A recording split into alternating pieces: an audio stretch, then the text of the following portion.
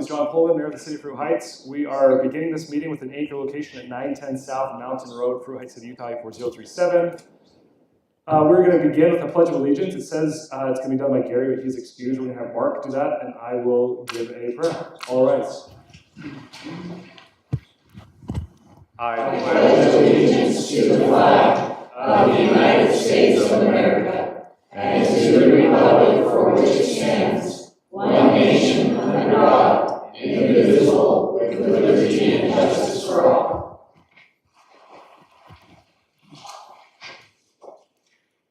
Our Father in heaven, we bow our heads giving thanks for this day. We're very grateful for the blessing it is to live in a free nation and to live in a community that's protected. We are very grateful for the opportunity we have to meet as neighbors and friends. Please help us to make the right choices and the right decisions for all those who live here. We are again are grateful for all we have. And we say these things in the name of Jesus Christ. Amen.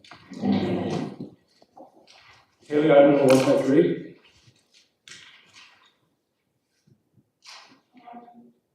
Councilmember Gary. Excused. Councilmember Mark Cottrell.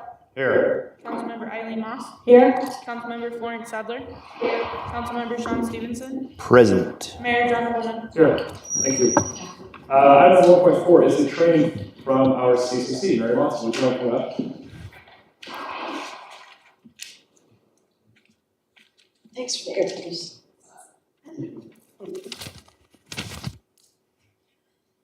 Rocky Mountain Power sent out an email. I don't know who got it because everyone I've talked to said they did not get it. It says, due to the elevated wildfire risk in your area, we are taking additional safety precautions. We have turned on enhanced safety settings, I don't know what that means, and protective devices in our equipment that will automatically de-energize power lines when debris, wildfire, or wildlife, or strong winds contact the lines. And as soon as I got the email, the power went out. It was about an hour and a half. I did call to find out what was going on because they just said they didn't know what was going on.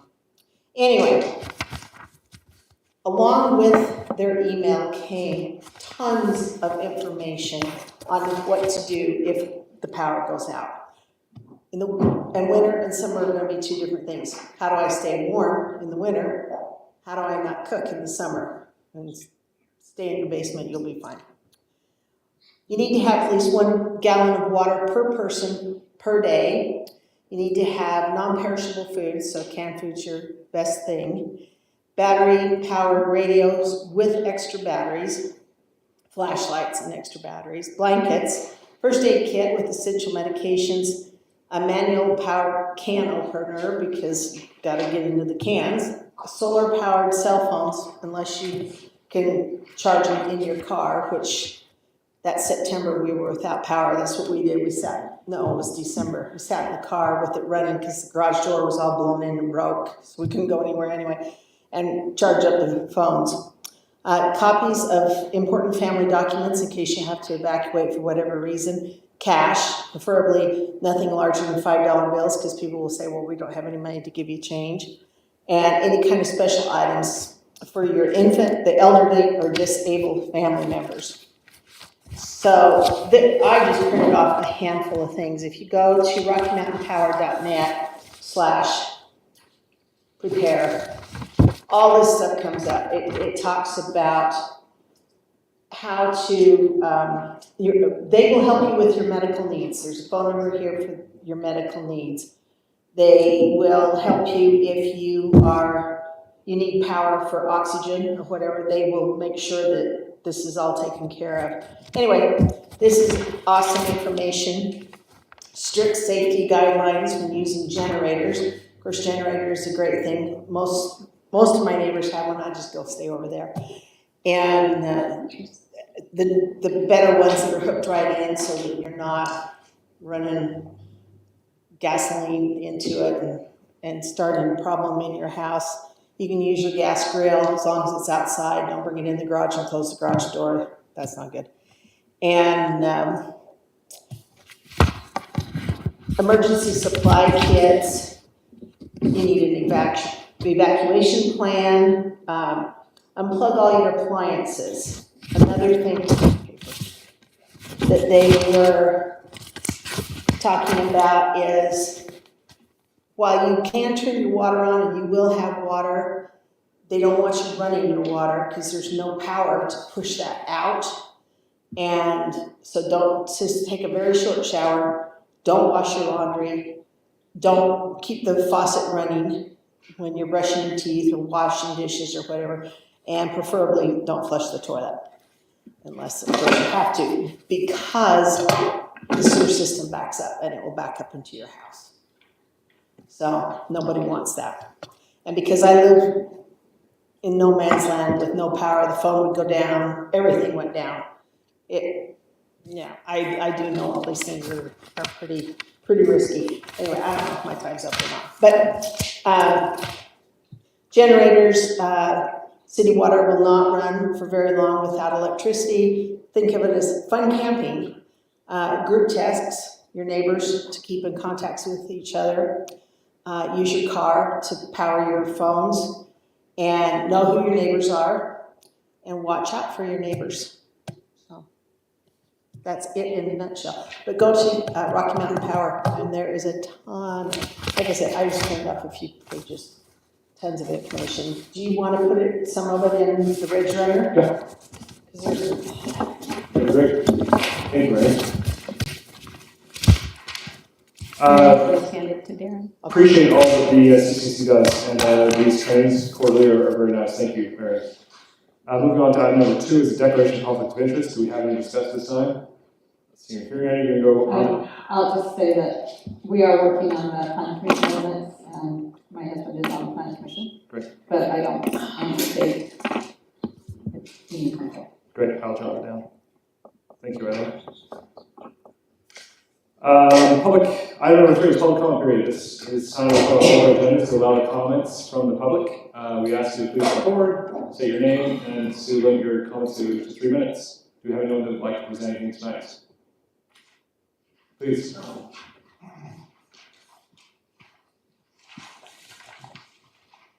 Hi, I'm listening to Drive a few bikes. With summer coming on and kids are out of school, I've noticed there's a lot more scooters, longboards, motorcycles, electric bikes, and great, my kid has one. But since he's in the 3rd grade bike rodeo, he's had no other training than how to ride it. I don't know if the youth city council could get together with Bound for Bike, with the bike shops in town, and put together like a Saturday morning for an hour. Here's the rules of the road, okay? You guys, you're not invincible. They don't know that it's Utah State law you cannot ride no hands. They don't know that it's Utah State law if there is a roadway you could ride on, you cannot ride on the sidewalk. They need to know the rules of the road. They need to know about helmets, because I don't want anybody to die. And they're not easy to see. And I wonder if there's something this youth city council would do, or something that would improve their visibility, their knowledge, keep them safe, and keep us safe, because I don't want to pull out in front of some kid going 90 on a little YC 80 and have him just go through my windows. So, motorcycles, electric motorcycles, longboards, scooters, skateboards, I mean the whole deal, they're out there. And I'm not just the old guy complaining, get off my lawn. I just don't want to hit one of them because I can't see them at night, and they're in their black hoodies with black sweatpants on. Yes. Thank you. We're going to kind of pivot real quick, because let's talk about this real quick. Does anyone have any suggestions? Because, yes. Actually, I stopped at Davis County Sheriff and talked to him, and they're talking, he was gonna present it to his department to do a class on these, because I have a son who wants one. Sure. And he got pulled over riding somebody else's, and if they don't have pedals on it, they're illegal on the road. They are. But, he And they're actually was illegal on our talking property about as that. well. Yeah. If the sheriff could come to this and say, that's legal, that's not, that's legal, you have to help John T on that, and just. But the people who ride them, and I'm going to throw in golf carts. We have a problem with them as well. All of those are illegal if you don't have a driver's license. So those who have them aren't going to come to an hour class at the city, unfortunately. How else can we get the information out? Make them a cool sticker they can stick on their health card. It says free bikes, 9 at the free or whatever. Okay, One of the things was to put, Farmington and Centerville have both published some really specific, you know, if your bike has pedals, you can do this. If it doesn't have pedals, then you have to do this. Yeah. And we talked about maybe putting that out there, but the problem is if it goes to parents, it's not necessarily the kids seeing it. so one of the things that Farmington did is they published it, and they came down really hard very quickly with it, and they did, what is it called, where they impounded e-bikes, and the city would impound it, so it's not a sheriff impounding it. And to get it back, they have to pay a fine, I think it's like $400 to the city to get it out of the impoundment. Now that money actually stays with the city, it's not tickets, it goes to the county, it actually stays with the city. But within about 30 days, that stopped completely. Well, didn't they do a two-tier system first offense? Yes, So parents had to investigate it. yeah. Second offense is when they imposed that. How do you think the residents would like that? Any ideas? Okay. You get their attention. We are definitely concerned about this, because driving on the parks, breaking our sprinkler heads, what is that lane? $80 a pop to replace each sprinkler head, and they are breaking them left and right, because they think it's fun on this flat grass to just go flying across the grass, and it's causing damage. They don't know it, but. Well, and the other problem we have, it's so dangerous. We sat here and watched somebody pull up right out in front of a truck, on a little scooter, and the truck slammed on its brakes. The kids don't know the rules of the road. You are exactly right. And so that is a challenge, is how do we communicate that? And obviously it's gotta go to parents, but not all parents enforce either. Founders Day, I think we usually. That's in September, unfortunately. The law goes out. Mid-August. It's incredible. I like the idea of maybe getting back, possibility. They were definitely small for that. What were you gonna So say? this is a ways out, but could we partner with schools and do something at a school? Because then you have a captive audience, so to speak. Work with them to help make the kids know how important this is. Great. Thank you. Kit class. Yeah, we will continue.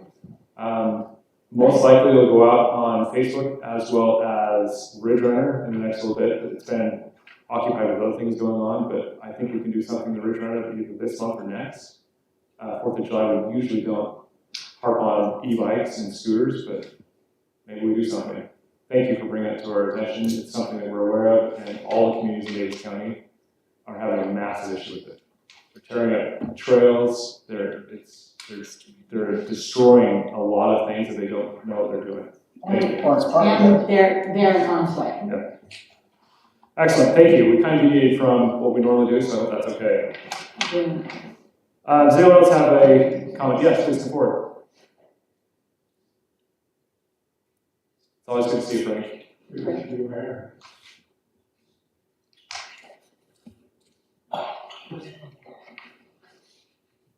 Burgle, live up on Cherry Lane.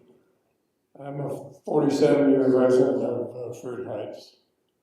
And I don't think in the 47 years we've taken the time to spend a lot of effort to make the West End and Nichols Road look like a nice area. It looks like a jungle. I would like to see the city put some money towards it, or as a community project, and make the West End and Nichols Road look like a place that you really want to enter into. Because there are a lot of dead trees, it's overgrown. And after 47 years, let's do something to make the city really look as beautiful as it really is. So, Mr. Burgo, what are you talking specifically on Nichols Road? From the golf course west, Oh, it's on the north end of it. on the north side of the Oh, road, okay, gotcha. it's a jungle. It might be great, I've never walked a pace down there, but it might be nice down there, but when you drive by, it just doesn't look like what I call the beauty of Fruit Heights City. And it's time to make it look like the beauty of Fruit Heights City. Thank you. Thank you, Mr. Burgo. Thanks for coming. Anyone else? Seeing or hearing anything, we're going to move on to item number 5.1, it's a public hearing for resolution 2025-06, amendment to the fiscal year 2024-2025 budget. I look for a motion to move into public hearing. So moved. Eileen? Sean? All in favor of moving to public hearing, say aye. Aye. We're in public hearing at 7:15. Mayor, Council, residents, this is the amendments to our current budget for this year that will balance our budget for the final month. There's just a few items that have an increase or a decrease. We talked to our last couple of meetings about all these changes. So if there's questions or something that the residents have, they come up and ask those questions. Possibly answer. Do we have any questions at this time? Great. I would entertain a motion to move out of public hearing. So moved. Eileen? Second. Sean? All in favor of moving out of public hearing, say aye. Aye. Any opposed? Motion carries. We're out of public hearing at 7:16. Item number 5.2, public hearing for resolution 2025-07, adopting fiscal year 2025-2026 operating budget and certified tax rate of 0.001717. All in favor of moving to public hearing, say aye. Oh, I need a motion. Motion.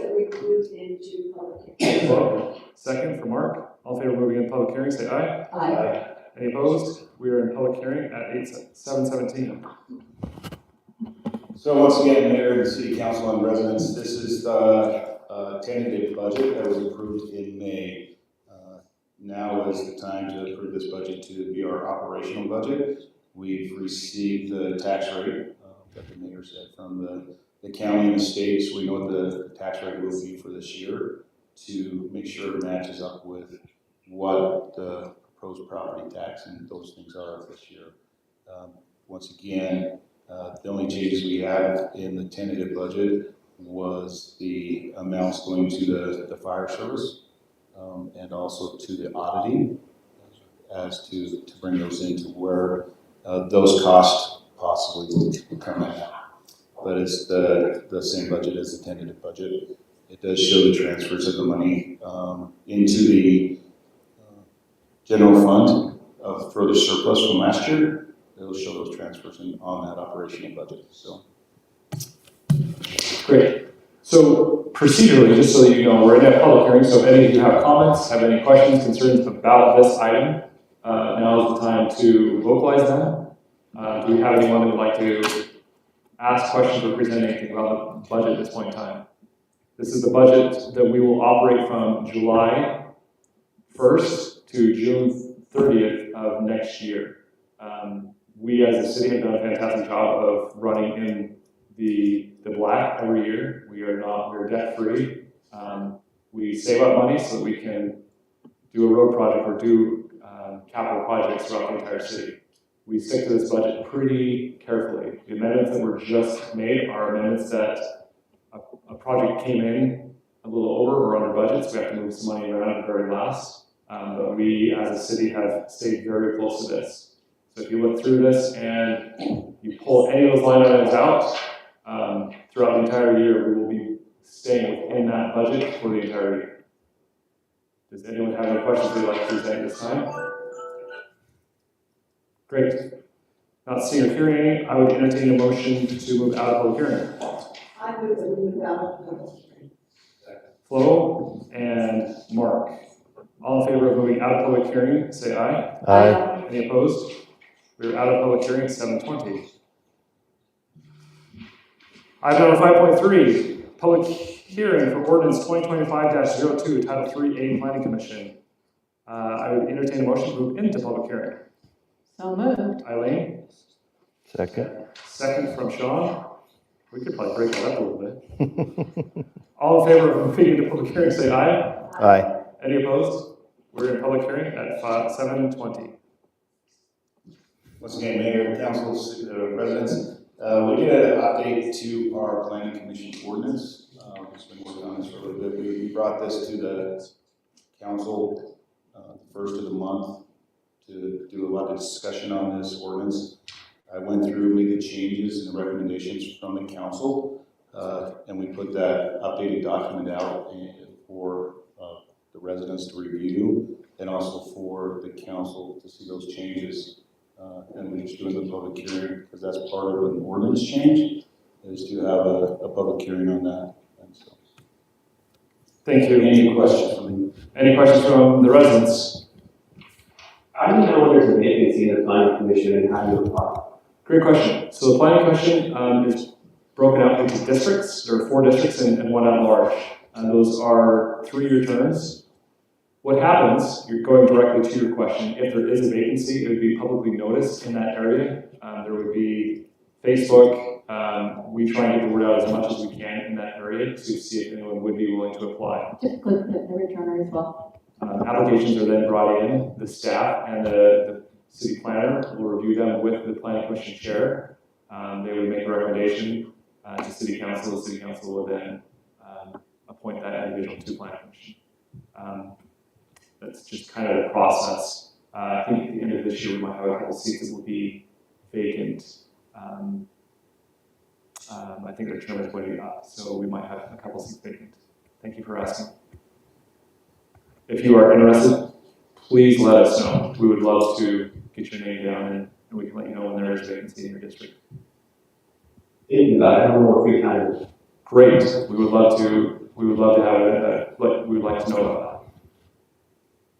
that. Anything else? Great. I would entertain a motion to move out of public hearing. Mark? I'm going to put that to Sean. So Mark and Sean, all in favor of moving out of public hearing, say aye.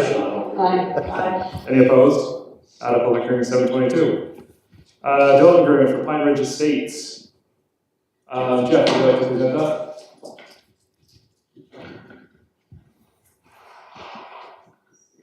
Thank you for fulfilling our obligation to that on the agenda. Okay, I'll keep my comments short. This is, what's before the council is the development agreement for the Pine Ridge Estates. So this is a 27 lot subdivision that is being proposed on the Barker property. Just by way of information, this is one of the few things in the subdivision process that the city council still votes on and sees. Preliminary plats are reviewed by the planning commission. Final plats are reviewed by staff and approved. Development agreements and rezones still come before this body for your approval.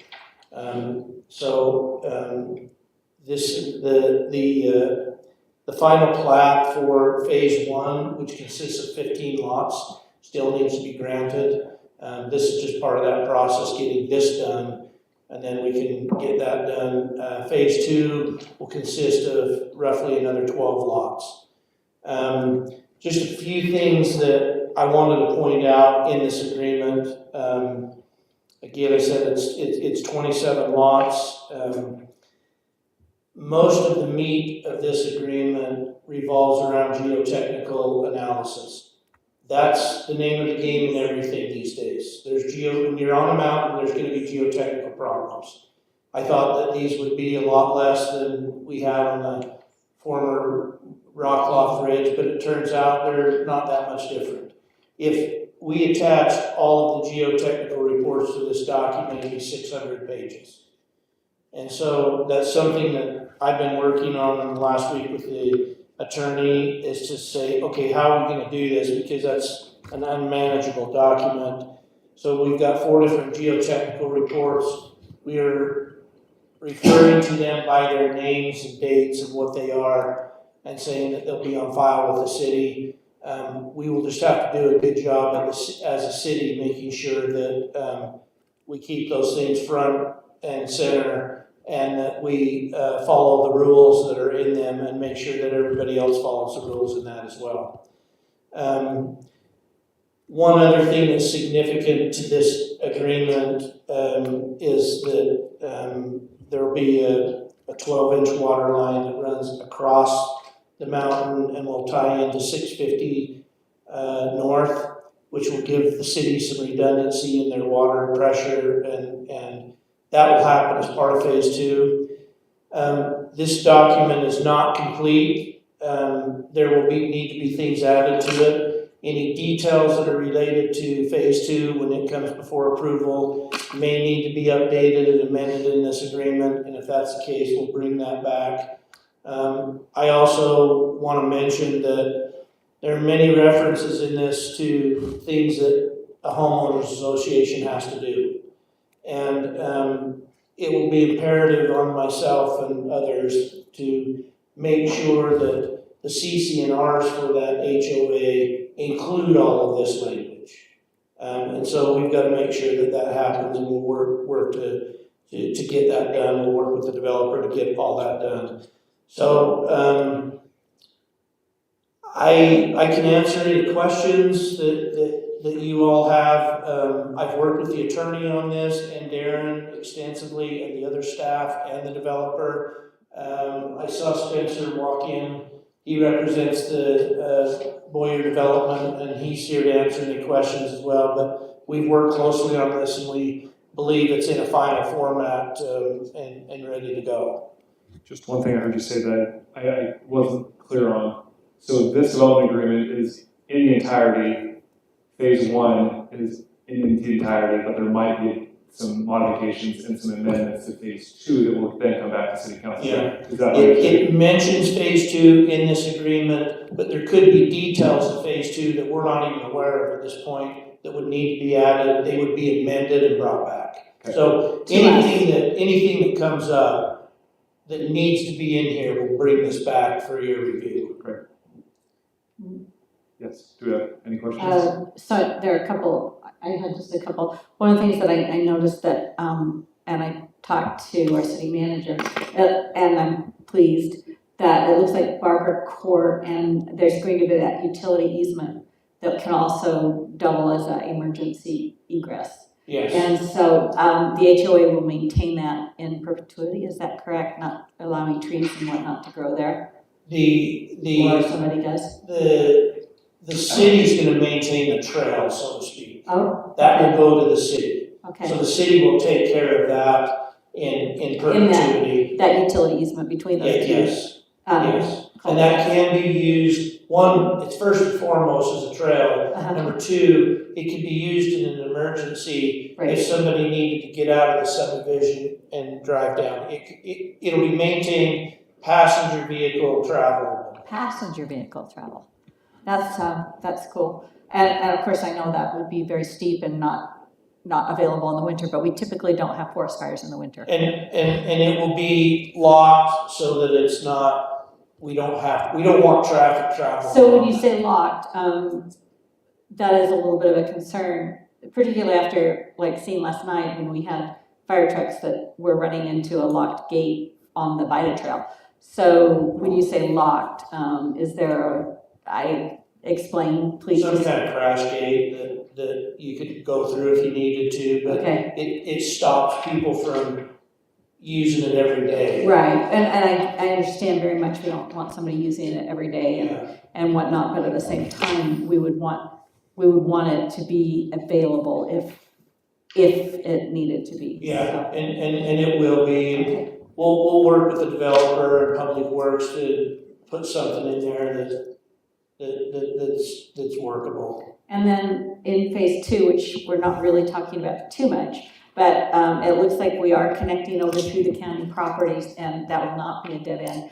Will that be like at the same time kind of thing? Or is this like the road's gonna end right there and then sit for years waiting?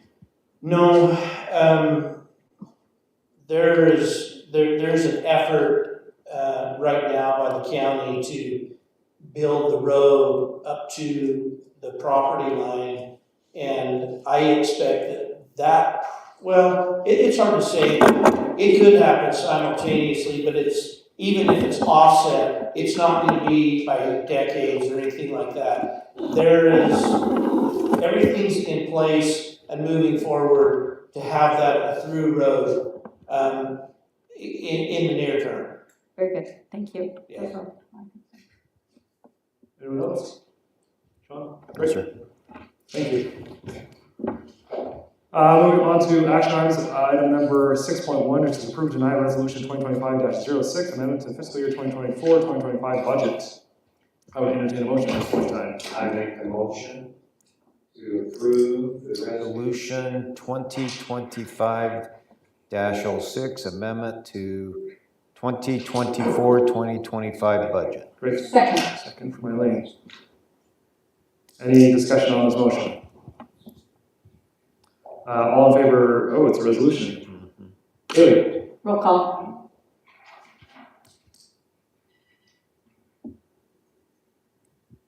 Councilmember Florence Sadler, Yes. Councilmember Gary Anderson, Councilmember Mark Castle, Yes. Councilmember Sean Stevenson, Yes. Councilmember Eileen Moss, Aye. Great. Item number 6.2 is approved to deny resolution 2025-07, adopting fiscal year 2025-2026 operating budget with certified tax rate of 0.001717. Do I have a motion for this resolution? So moved. I have a motion from Eileen. Do I have a second? Second. Sean? Sorry, Mark. Any further discussion on this resolution? Not seeing anything. Haley? Councilmember Gary Anderson, Councilmember Sean Stevenson, Aye. Councilmember Florence Sadler, Aye. Councilmember Eileen Moss, Aye. Councilmember Mark Castle. Aye. Great. Item number 6.3 is approved to deny ordinance 2025-02, Title 3A, Planning Commission. Do I have a motion on this? So moved. We approve the ordinance 2025-02, Title 3A, Planning Commission. I'm gonna give that to Flo, just because she read Oh, oh, So motion from Flo, second from Sean. I will declare that I potentially maybe had some sort of conflict of interest on this, but intend to vote anyway. Great. Any further discussion on this? I've noted Eileen's conflict. An ordinance. It's an ordinance. All in favor of, No. it's an ordinance. You're right, it is still a roll call. Maybe Councilmember, after 8 years I can get this right. Councilmember Mark Castle, Aye. Councilmember Gary Anderson's excused, Councilmember Eileen Moss, Aye. Councilmember Florence Sadler, Aye. Councilmember Sean Stevenson, Aye. Great. Item number 6.4, approve deny agreement with Pine Ridge Estates. Do I have a motion for this? I make the motion that we approve the agreement for Pine Ridge Estates. Great. I'll second. I have a second from Flo. Any further discussion as council? It's just one question, will you amend that to say development agreement for Pine Ridge Estates? That's actually very accurate. Thank you. Do you approve the amendment to your motion, Mark? Yes. Do you approve the second, Flo? Yes. Great. So we have a motion on the table for approving the development agreement for Pine Ridge Estates. All in favor of approving the development agreement for Pine Ridge Estates, say aye. Aye. Aye. Any opposed? The motion carries. Item 6.5 is approve the minutes of June 3rd, 2025. Do I have a motion to approve those minutes? So moved. Eileen? Second. Second from Sean. Great. All in favor of approving the minutes from June 3rd, 2025, say aye. Aye. Any opposed? Motion carries. Calendar items. The city will be closed on celebrating Juneteenth on Friday, June 20th. We have planning commission meeting on June 24th. City council on July 1st. Devotional is on Whatever that Sunday is. June 29th. That's at 7 o'clock. I think so, David's fine. Yes. Do we have an uncommon area? There has been some discussion of one. I'll send out an email with that.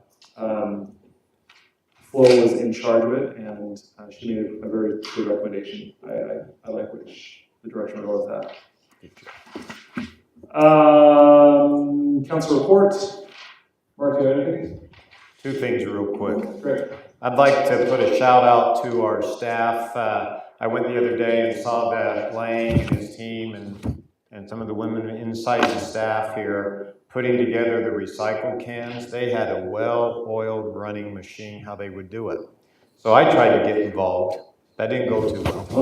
They told me to try to lift the can up into the first can. I couldn't do it, but I had, you know, Haley and Crystal and Karen and all those guys doing it. So they basically told me to leave and not come back. But I was very, very impressed with how dedicated they were, how well they were doing it. And then I also have checked with Lang a couple times. They're delivering them out to the residents. And it made me proud to see how well they were working. Can I ask a question about that? Yes. When they asked you to leave, did you listen? Yes. I was fighting it, but I did leave. No, but the main thing is, it's not a joking manner. I mean, I was very, very, very impressed. Thank you. I mean, they had 600 of them. And they were starting at 6 in the morning, and when I was there, it was about 11:30 or so, and it was hot on that asphalt. So I just think they need a big shout out. And they've got another, what, 1,200 roughly to do here in the next couple of weeks? 1,200, so I was very impressed.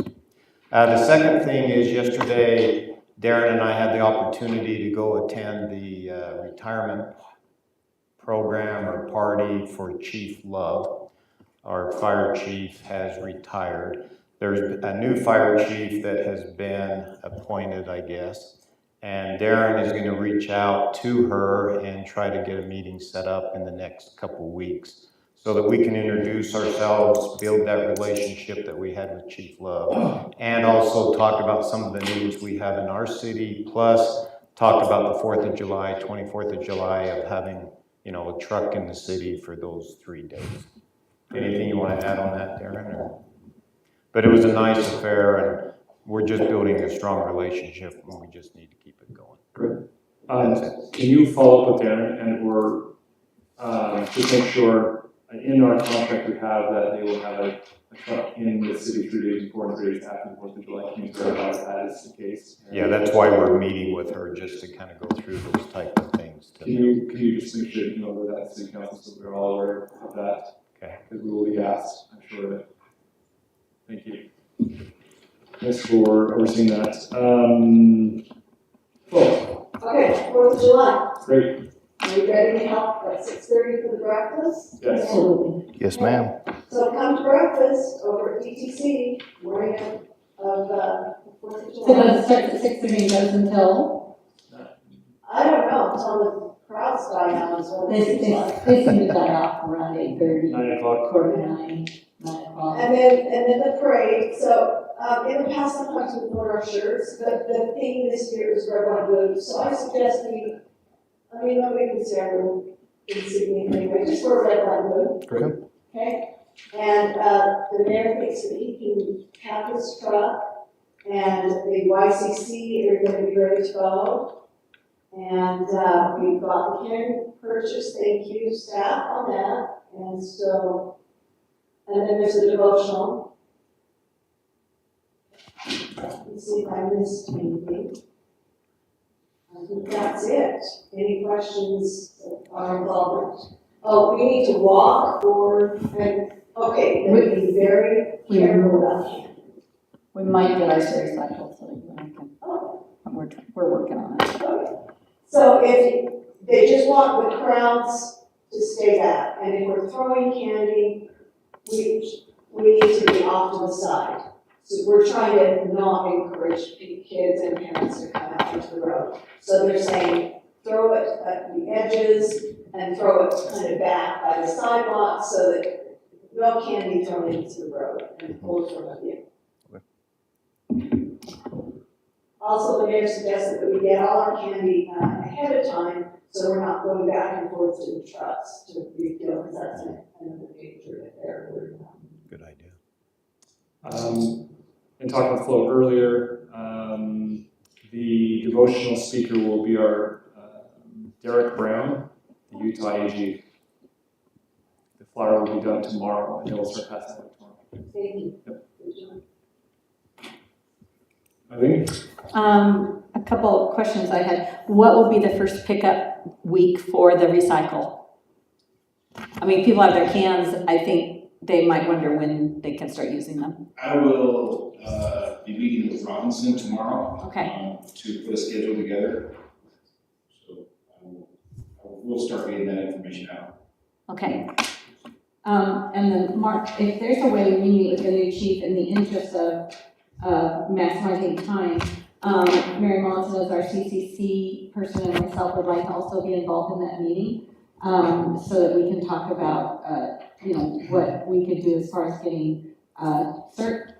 I'm sure that what I heard him say is she will come to this meeting, so we can all get to know. If you'll just let us know, so Yeah, that, we're gonna invite her to come and do. okay. We wanna make sure that she knows that she needs to do a quarterly update like he's been doing. Okay, well, we want to make sure that she understands that we have some resources available through our system, core council, and also find out what potential for cert training upcoming maybe, if there's going to be something different going on. Really, nothing with Farmington has happened for quite a while. Paul White is the cert person. He has not been able to do much recently, so we'd like to kind of see if she's got some ideas on that as well.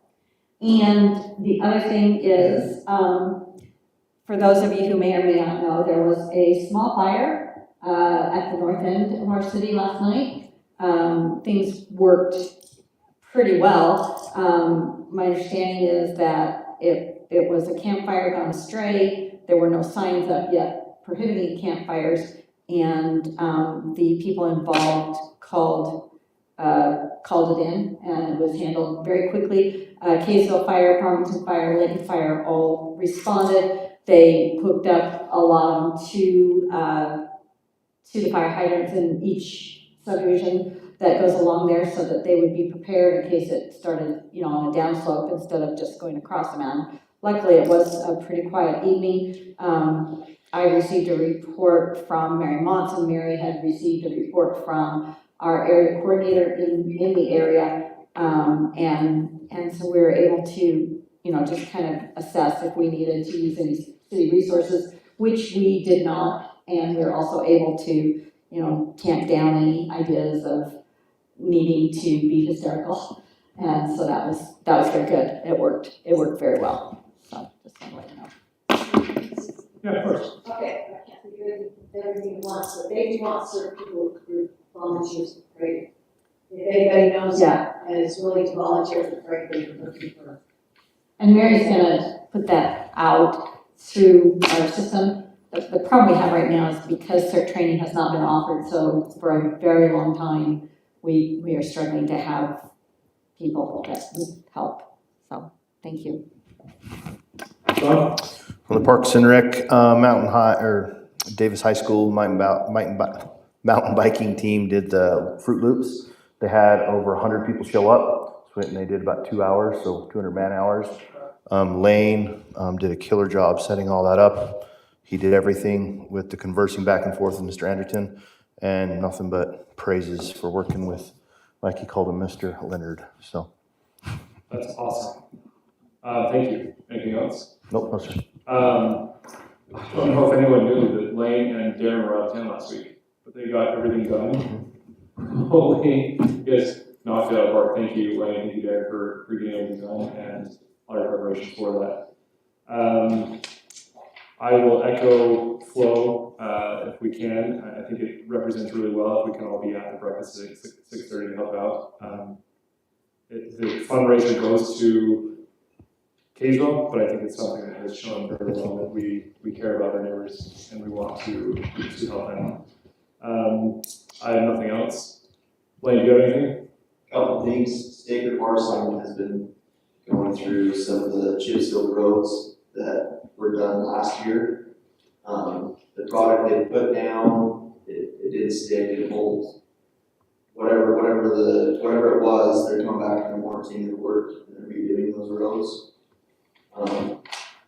Construction should be completed by Monday on those. Which roads are they? Sorry. So you got Cherry, 1350, a little bit of Mahogany, Country Way, Country Lane, and Village. Wow. So, sorry, random non-technical question. Are they going to remove the chip seal or are they just going to put it on top? No, the chip they put down just didn't stick, so it ended up in curves and park strips, and they've been back and they cleaned it up, and now they're reapplying the chips to it. Okay. So they're gonna put down another layer Yep. of sticky goo and more. Same thing, but Okay, it's being applied appropriately this time, so. So sorry to the people in those neighborhoods that get the gravel again. Yeah, it's a huge inconvenience, but it'll be done correctly this time, so. And then recycling cans, we have a third of them out, get another load tomorrow. Get those delivered hopefully next week.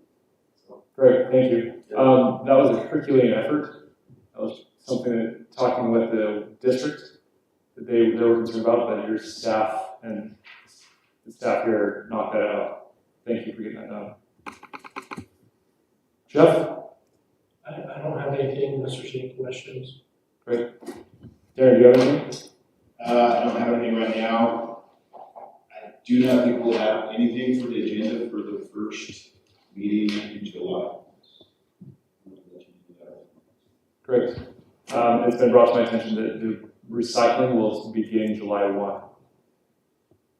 That is our goal, is to have started July 1. I just do not know the delivery dates yet, or as far as the pickup dates. But that would be for the west side of 89, and then the east side of 89 would be the second. July 2nd. Second, yeah. If it, I will have the schedule.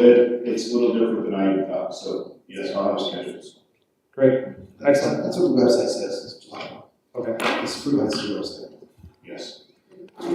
Yes, of course. Okay, the CDC is involved this Friday in with a party that Communities That Care is trying to get families to get together, and the more time they spend, hopefully in some good recreation time together, hopefully they're talking to their children about healthy habits. So it's at the Heritage Park in Kaysville by the library, food trucks, games, everybody's invited. Families especially. Thank you. Awesome. That is the last thing on our agenda. I would entertain a motion to adjourn. Motion to adjourn. Eileen? second. Second for Mark. All in favor of adjourning, say aye. Aye. Any opposed? 7:48. Thank you, team.